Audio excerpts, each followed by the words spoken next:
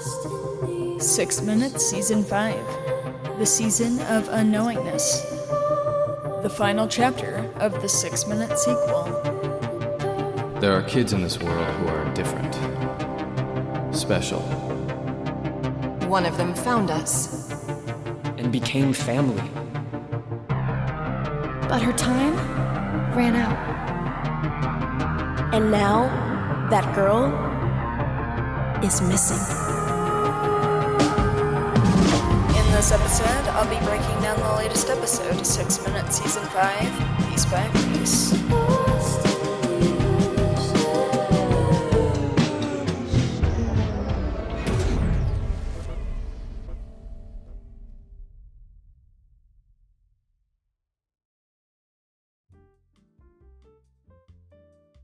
Hey Review Pop listeners, it's your Landon Mueller. We're here today talking about episode 41 of 6 Minutes Season 5, and this episode picks up on the tail end of the last episode. And then I loved everything kind of with Thornton Rust, and that's a really prominent location in the show. We've had so many great episodes at Thornton Rust. I had mentioned in the last episode that some of my favorite episodes of 6 Minutes take place at Thornton Rust. The Christmas episodes, I think they are so great. Those take place in Season 2. And also, in other news, GZM Shows just announced a new podcast today. It's going to be kind of a trivia podcast. I totally forgot who the host is, but it sounds very, very exciting. And each episode's supposed to be under 6 minutes long, so 6 minutes mentioned. But yeah, I'm really excited. Let's dive right into this one. How could I? Wait a second. Hang on a sec. Monica, what happened? Something sharp just jabbed me. I remember. We were just kids. I was injected with. Yeah, this is very interesting for a variety of reasons, but I want to start off with just the memory in general. We've seen Brinley have many memories throughout the duration of Season 5, right? Little glimpses into her past of the other world. And finally, we have Monica and James here remembering things, other characters, and I think that's super interesting. And it just kind of shows how the other world is starting to creep in. I think, the music works so well here. It's kind of very magical in a sense. But yeah, we really get that look into like how Monica got her powers, like we saw with young Monica and James. And I'm really curious to see what else Monica remembers. It sounds to me like Monica and James remember more than just being injected. Like, are more of her memories starting to flood back? You know, has this opened the floodgate to more of her memories of the other world? But it's looking like I won't be home for Christmas. It's all right. It's not safe here anyway, and sounds like you're doing something important. I hope so. I learned with your mom that sometimes when you're around a strong woman, you just gotta trust them. Joe sounds so relieved here, and I think that really speaks to his character. He's been given very many unfortunate circumstances, but he lives with those circumstances and always tries to make the best out of everything. Like, of course, it would be great if he could spend time with his daughter on Christmas and Christmas Eve, and he probably feels alone not being with Brinley. But he's really putting her needs before his needs and wants her to be safe, and you can just hear in his voice acting how relieved he is. I think it is amazing, and it just shows that Joe is very compassionate and he puts other people before himself, right? He really does care about his daughter, and that's something that's we've seen throughout the entire show. He cares about Brinley, and he cared about Brinley's mom so very much. Her mom wasn't very honest all the time, and yet he still found a way to trust her. If I've learned anything, it's that life is what you build. It's the choices you make. You can have the version of the world you want without sacrificing Holiday. Now come on. Wait, I know this place. The floor feels weird in here, like unstable.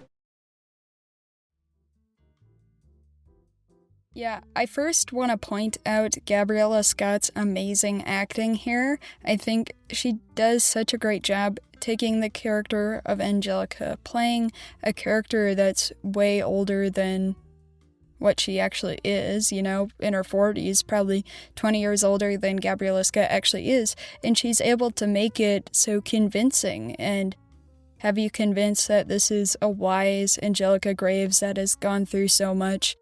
This is very wise here, right? Angelica is trying to provide Brinley with some sort of guidance, any sort of guidance, because she's been let down by people in her past.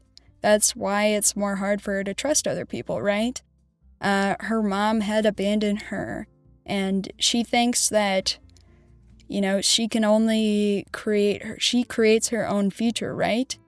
It feels super thematic and just goes along with everything we know about Angelica's character, right? She's very independent, and she's a businesswoman, and she does hard things. We're locked in here. Hey! Who's out there? Open this door! At once! Sorry about that, Miss Graves, but no can do. Why not? Need to make sure that you aren't a threat.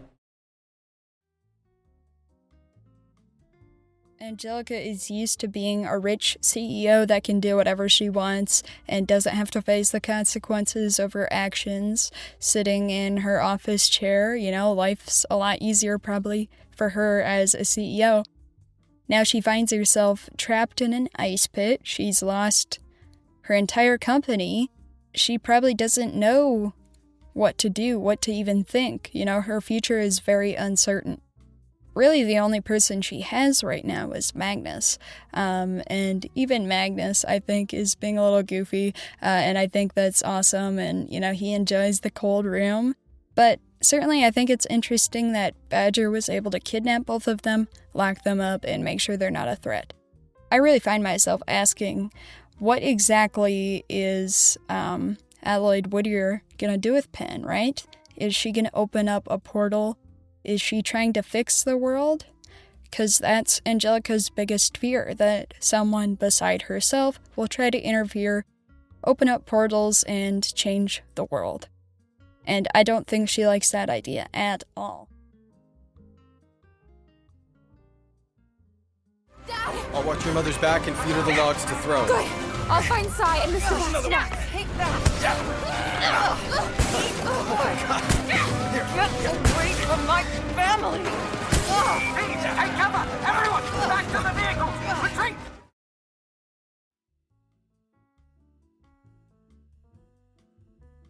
Yeah, that is so interesting what can happen when everyone works together. They managed to get Whittier Corp, this massive, massive company with so many different resources to retreat, and I think that's so great. And I want to point out several different things here. Casey, getting, her hands cuffed, and she had special gloves to prevent her from using her powers.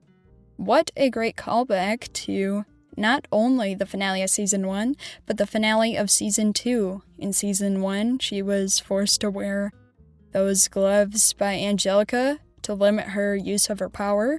And then in Season 2, Ivan had strapped the gloves onto her hands, and they couldn't get out of the panic room, right? They were trapped in the panic room, awaiting their death, right? Because the oxygen was being removed from the room. But ultimately, they get Whittier Corp to retreat, and I think that's crazy. I'll try not to hurt you. I hate to break up the celebration, but I have a feeling old Jude's not going to stay away for long. So, now what? Brinley. He's right. Now, we go find Brinley. Yeah, so just once again, hearing them celebrate, I think, is awesome. I love them getting to spend time together. Everyone seems so happy, and, Monica's laugh, I think, is great. But ultimately, I find it super interesting that they're going after Brinley. And everything's going to come together in a super action, packed finale at the end of the season at Thornton Rust, where a lot of things began. And I think every time our characters go to Thornton Rust, it's super, super interesting. So much happens at Thornton Rust. It is a very, very interesting location, and I'm really excited to learn more about Thornton Rust. Just seeing these characters go in such interesting locations, I think, is awesome. We're stuck in this little basement closet. Stuck? Oh no, it's happening. What's happening? I'm slipping. I can't be near you. Brinley! Brinley? Brinley? What an absolutely packed cliffhanger here. Penn and Brinley are stuck in the box together. I find this so interesting, and Dave had actually revealed on GZM Rewind that the next 2 episodes will be a 2-parter, so kind of similar to 6 Minute Season 1. Thank you all so much for listening. If you enjoyed the show, please leave a 5-star review.